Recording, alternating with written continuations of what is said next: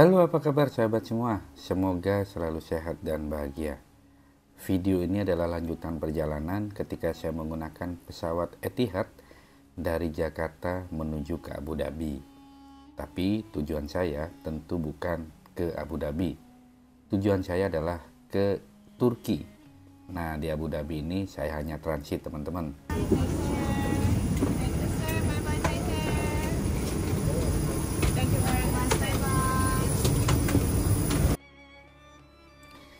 Kenapa harus transit di Abu Dhabi? Ini karena maskapai yang saya gunakan bersama rombongan perjalanan ini adalah menggunakan pesawat Etihad.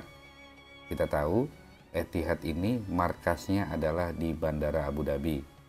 Karena pesawat Etihad ini adalah milik dari Uni Emirat Arab. Nah, gitu teman-teman. Jadi untuk terbang ke Istanbul, Turki, kami harus dari Jakarta menuju ke Abu Dhabi, kemudian melanjutkan perjalanan dari Abu Dhabi ke Istanbul. Namun untuk transit di Abu Dhabi ini cukup lama, yaitu 8 jam teman-teman. 8 jam, waduh, waktu yang cukup lama ini. Nah, sebetulnya waktu transit di Abu Dhabi, saya mendapatkan visa untuk keluar dari Abu Dhabi dan bisa jalan-jalan keluar Abu Dhabi. Persoalannya, tidak semua rombongan perjalanan visanya keluar. Nah, ini karena ya nggak tahu kenapa ya teman-teman.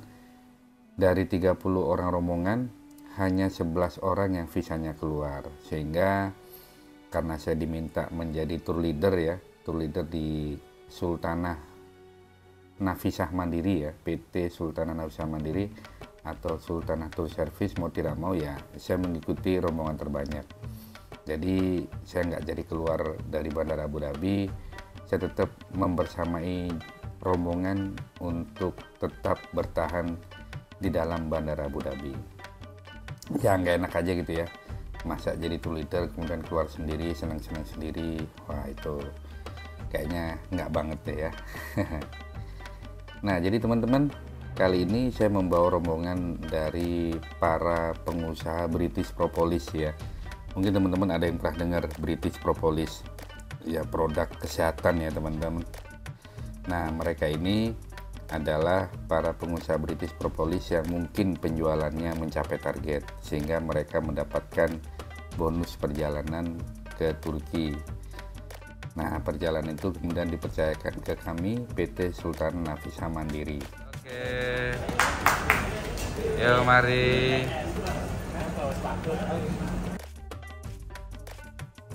Karena itu perjalanan ini adalah perjalanan privasi ya, tidak dibuka untuk umum, hanya khusus untuk rombongan British Propolis. Nah, pemilik British Propolis ini kalau teman-teman pernah dengar yaitu Bang Ipo Santosa. Nah, gitu ya. Saya sendiri sebagai tour leader ya, jadi bukan bagian dari British Propolis ya, enggak ya. Wallahu alam lah nanti kalau misalnya gimana-gimana ya. Karena saya udah pasti nih ditawarin oleh mereka untuk bergabung juga.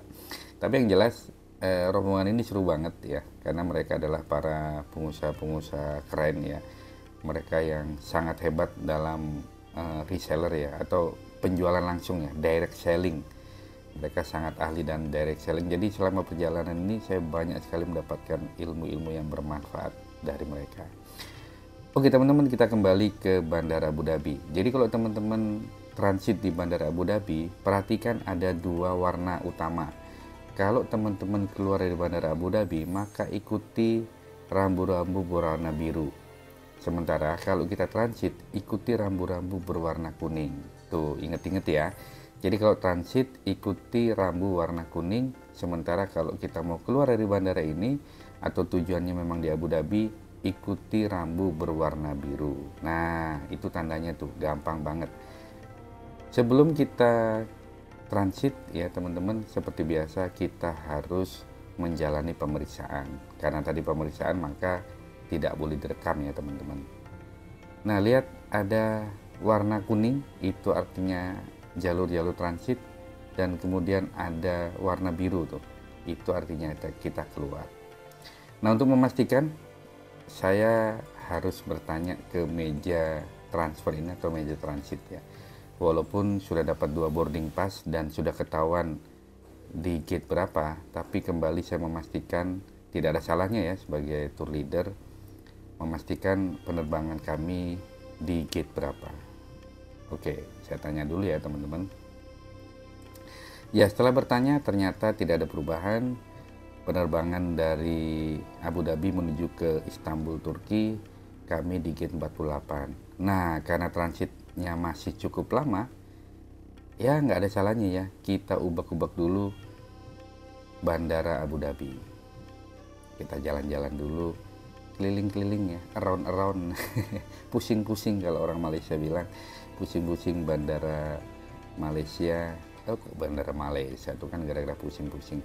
Bandara Abu Dhabi ya, pusing-pusing di Bandara Abu Dhabi untuk melihat ikon-ikon di Bandara Abu Dhabi. Nah, ikonnya itu di tengah-tengah ini teman-teman, di lingkaran yang tengah itu. Coba lihat tuh, nah tuh keren ya, itu kayak keingatan film Avatar gitu ya. Tuh, ini ikonnya Bandara Abu Dhabi teman-teman. Nah, kalau teman-teman mau turun boleh, mau bertahan di atas untuk foto-foto di sini juga boleh. Dan seperti biasa di sini ada banyak sekali dijual barang-barang seperti coklat, makanan-makanan ya. Ya pokoknya duitnya aja lagi. Tuh lihat rombongan British Propolis sudah, pokoknya udah foto-foto semua dah, foto video lengkap semuanya ya. Pokoknya setiap momen nggak boleh terlewat teman-teman, harus ada dokumentasinya. Nah, ini suasana di Bandara Abu Dhabi ya.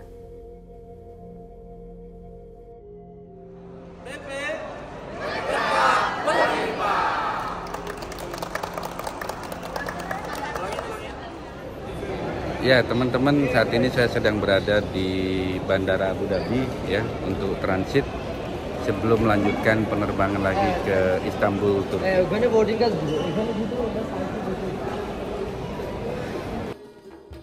Ya teman-teman, Bandara Abu Dhabi ini di Januari 2023 ini berarti berusia 41 tahun. Waduh, udah lama banget ya.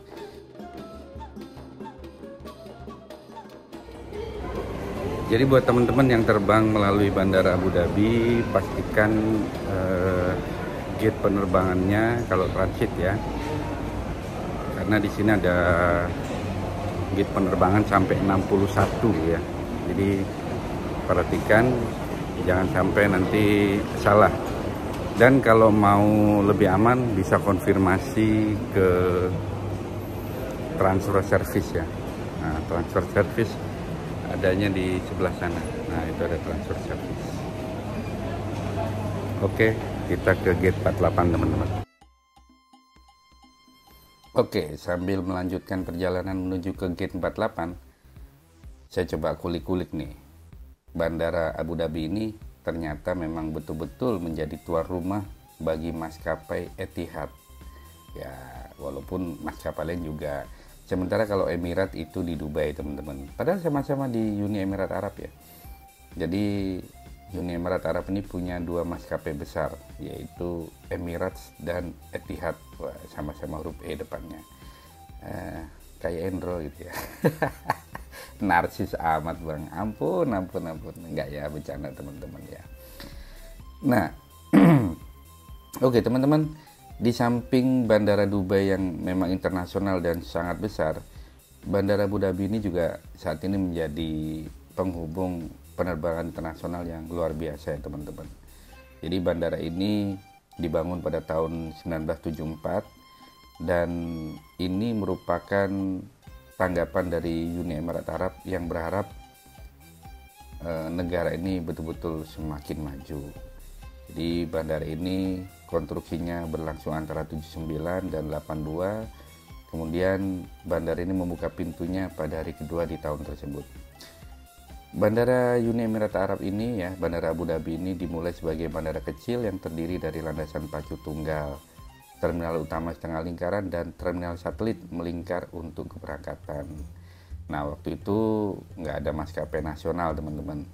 Jadi bandara ini hanya menangani sejumlah kecil penerbangan komersial dan juga charter ya, penerbangan charter swasta untuk melayani pejabat pemerintah. Kalau di Jakarta ya mirip-mirip Bandara Halim Perdana Kusuma itu ya awalnya ya. Kemudian untuk komersil tapi ya nggak bandingan lah ya, masih gede banget ya Bandara Uni Emirat Arab ini ya di Abu Dhabi.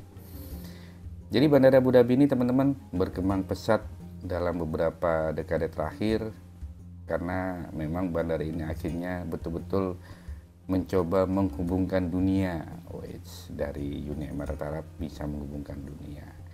Dan ketika perjalanan internasional meledak pada tahun 1990-an, Bandara Abu Dhabi ini benar-benar berkembang. Jadi tidak hanya Dubai, tapi Abu Dhabi ini juga banyak sekali menjadi penerbangan transit.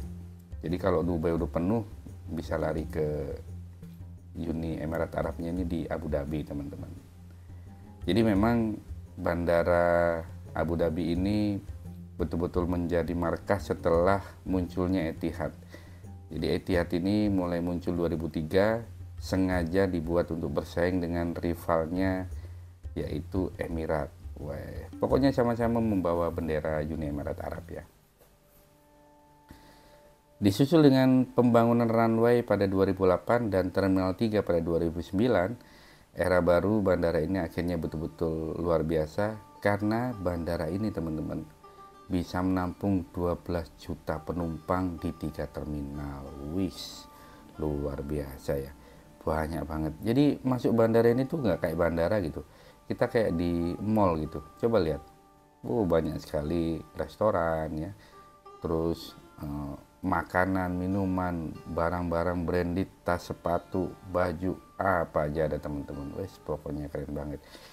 Pokoknya siapkan duitnya aja lagi ya. Tapi sabar dulu, ini belum sampai negara tujuan, ini masih transit ya. Oke, Bandara Abu Dhabi ini menyiapkan ruang untuk 65 pesawat dan ratusan jalur keamanan untuk kapasitas 45 juta penumpang. Dan bandara ini akhirnya benar-benar menjadi hub, karena hampir semua penerbangan internasional itu teman-teman ada tersedia di Abu Dhabi ini. Pokoknya kalau pengen jalan-jalan ke Abu Dhabi ya, coba deh sesekali misalnya umroh atau ke Turki gitu, naik Etihad supaya bisa transit di Bandara Abu Dhabi, dan kita bisa jalan-jalan minimal di dalam bandara ini udah seru banget kok. Ya tinggal tinggal waktunya aja lagi ya. Kalau waktunya cukup lama ya bahkan kita bisa keluar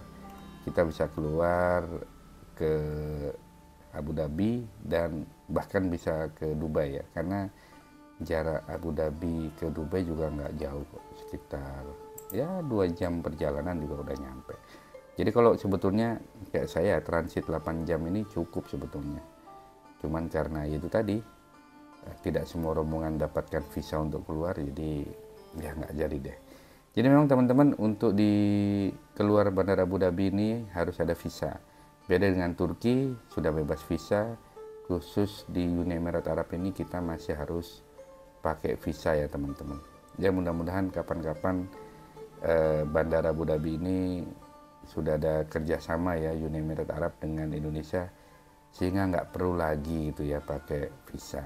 Jadi kalau transit begini, daripada lama-lama ya, kita bisa keluar dan bisa jalan-jalan ke Abu Dhabi dan juga jalan-jalan ke Dubai.